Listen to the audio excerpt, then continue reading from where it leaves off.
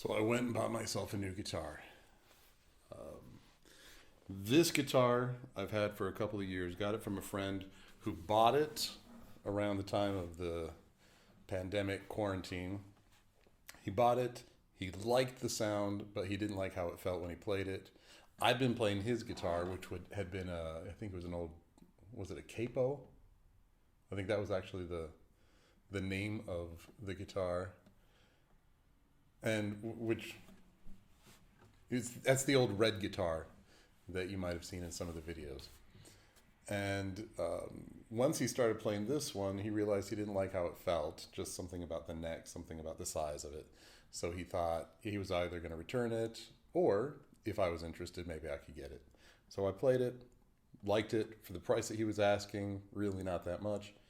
I said, sounds good, I'll buy it from you. And he bought himself a little, I think he said it's a 114 Taylor. As soon as he told me that he bought a Taylor, I got jealous because I love Taylors.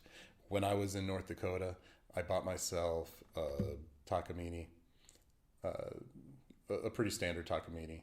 And is it a 345 cutaway? Red, beautiful, beautiful looking guitar. But at that same store that I was shopping at, where I bought that guitar, there was a Taylor that I'd played for a while that I liked. But I just went with the Dreadnought because at that time I was playing a lot more up on stage. And this Dreadnought body style is a loud, booming, good for strumming guitar. And at that time, that's what I was mostly doing with steel string, was strumming. And Dreadnought gives you a good loud sound. It's a very consistent, all-around strumming guitar. But once I started spending years and years playing what I really loved, I found myself going much more towards the fingerstyle guitar because of my background with playing classical guitar. I just love playing fingerstyle much more. Any guitar song, anything that I play that's typically strumming, I'll turn it into more fingerstyle. So I went with, and I was always going or leaning towards the Grand Concert, which is a smaller body style, a much more defined sound for individual notes. So this guitar I played for a couple of years and really liked it. And it did a lot of the guitar songs, a lot of the the fingerstyle that I like to play perfectly well.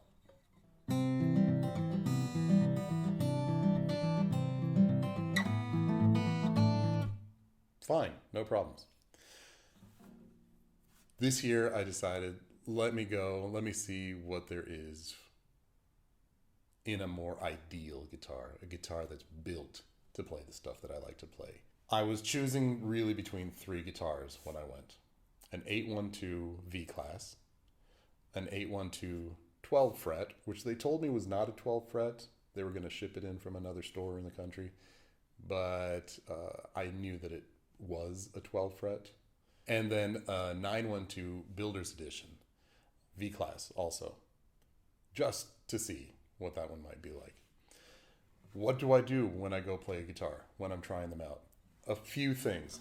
First of all, I pick songs that I know really well and that I've played on enough different guitars and enough different settings so that I get an ear for the nuances of the sound, the little different changes. And get songs that work up and down the neck, songs that work in different volumes, songs that really sort of I think of as intricate and broad in their performance or in their display. So for instance, start off with Blackbird. It starts low and high and works all the way up to the middle frets or to the higher frets. And you get a good sense of individual notes.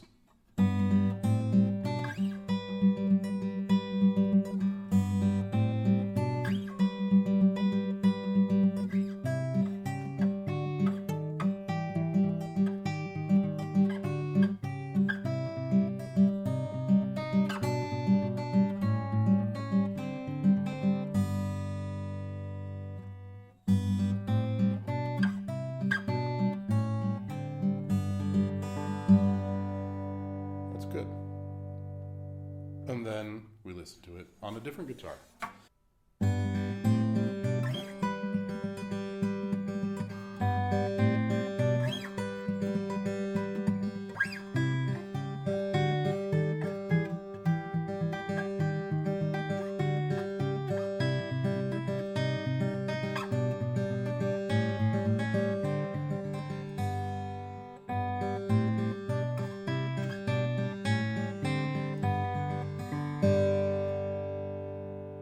You can hear that this one has a little more of actually a chime and a chorus feel. Each of the notes is a little more shiny. I don't know.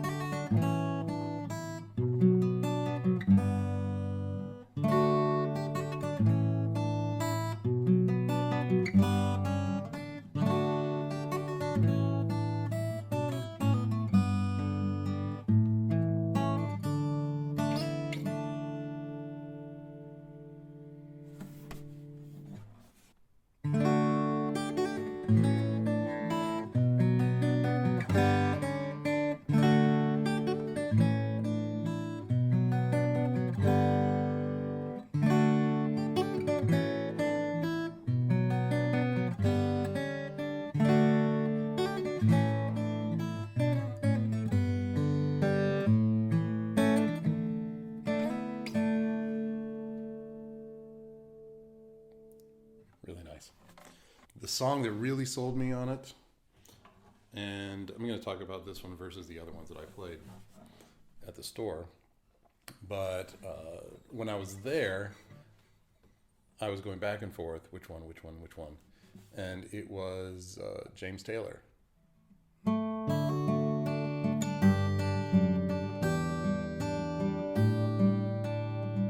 Even just that much of the song.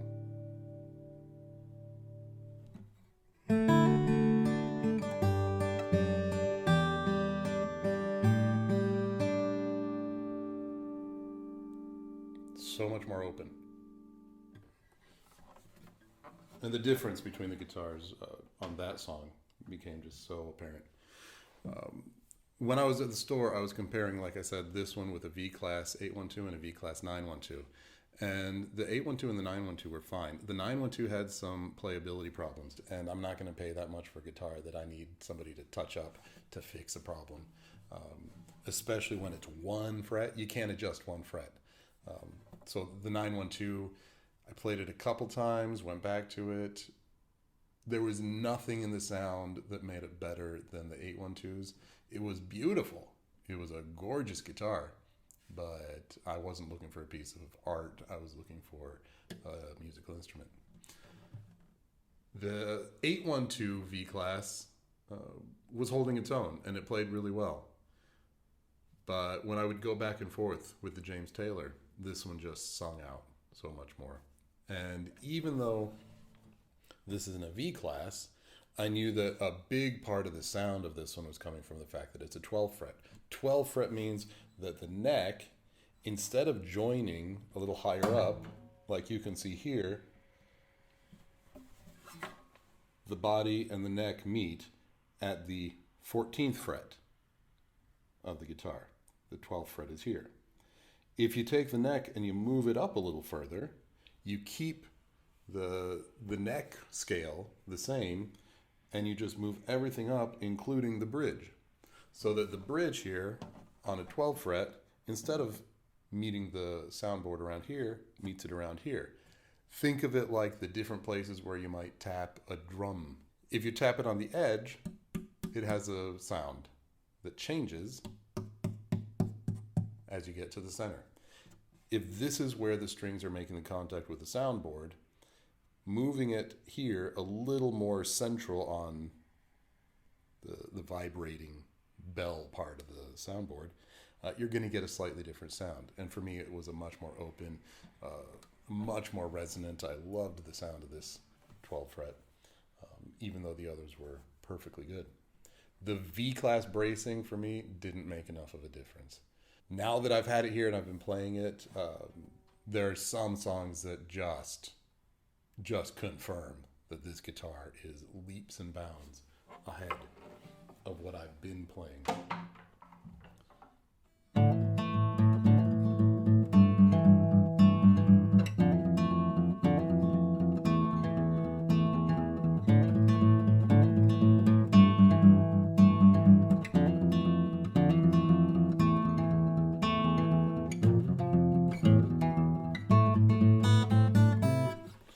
And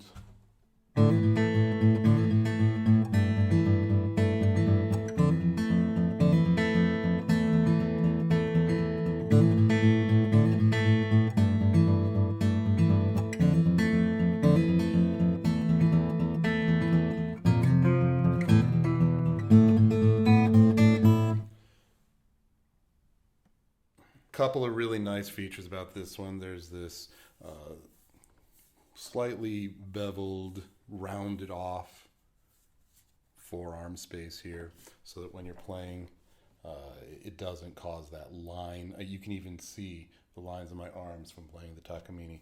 This is very nicely rounded, very comfortable. This is an electric acoustic, so if I ever need to plug it in, I have that ability. This one is not, if I'm ever on stage. The inlays on this, really nice inlay around the sound hole. The tuners and actually the headstock, a little different. This is an open, slotted headstock. It's more the style like classical guitars have. That's sort of one of their signs of a V-class, or not a V-class, that's one of the signs of a 12 fret, that they do the slotted headstock. Also, it increases the angle as the string goes around the nut and then wraps around. And that angle, wrapping around a little more, gives it a little more of a sort of an anchor, makes a difference in the sound, a little more contact with the nut instead of just sort of skimming around the top of the nut. It wraps a little bit more. And combined with the placement of the bridge and the different body style, just a completely different sound from this guitar. It's almost as if this one is on mute when I'm playing it, and this one is fully open. So happy with this purchase.